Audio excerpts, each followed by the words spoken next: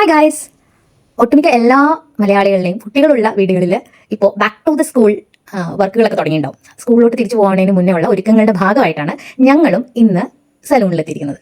തേജിൻ്റെ hair cut ചെയ്യണം. തേജിൻ്റെ hair ഒരുപാട് ലെങ്തിയറായി. എനിക്കിഷ്ടമാണ് ലെങ്തി ഹെയർ, പക്ഷേ അവൾക്കും ഇഷ്ടമാണ്.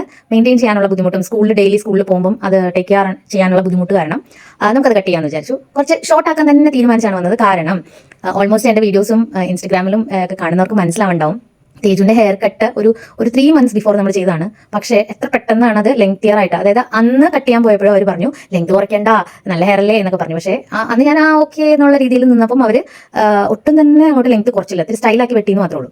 പക്ഷേ ഇവരോട് ഞാൻ നിർബന്ധമായിട്ടും പറഞ്ഞിരുന്നു എനിക്ക് ഷോർട്ട് ഹെയർ വേണം. നമ്മുടെ കുറച്ച് റെഫറൻസ് പിക്കൊക്കെ കാണിച്ചിട്ടുണ്ടായിരുന്നു. അപ്പോൾ അതനുസരിച്ച് ഷോർട്ട് ഹെയർ ആക്കാനാണ് നമ്മുടെ പ്ലാൻ. പിന്നെ ഇതൊരു അൺപെയ്ഡ് പ്രൊമോഷനാണ്. ഇത് എൻ്റെ ഹെയർ ബോട്ടോക്സ് ചെയ്യുന്നതും എൻ്റെ ഹെയർ കട്ട് ചെയ്യുന്നതും എല്ലാം ഞാൻ ഇവിടെയാണ്. ഫാബ് സിഗ്നേച്ചർ സലൂൺ, SN ജംഗ്ഷനിലുള്ള ഒരു സലൂണാണ്. ഇവിടുത്തെ ഏറ്റവും ഒരു ഹൈലൈറ്റ് ആയിട്ട് തോന്നിയത് ഇവരുടെ സർവീസാണ്. ഇപ്പം നിങ്ങൾക്ക് തന്നെ കാണാൻ പറ്റുന്നുണ്ടാവും, അവളുടെ ഹെയർ കട്ട് ചെയ്യുമ്പോഴും വാഷ് ചെയ്യുമ്പോഴും അത്ര സട്ടിലായിട്ടാണ് അവർ ചെയ്യുന്നത് കേട്ടോ. അത്ര രസമാണ് അവിടുത്തെ സർവീസ്. കൂടുതലും ജെൻസ് ആണ് ഹെയർ കട്ടും കാര്യങ്ങളൊക്കെ ചെയ്യുന്നത്. അതുകൊണ്ട് തന്നെ നമുക്ക് അങ്ങനെ ഇങ്ങനെ വലിച്ച് കുറച്ച് മൂടി പറിച്ചെടുക്കുന്ന പോലെ ഒരു ഫീലിംഗ് ഉണ്ടാവാറില്ല.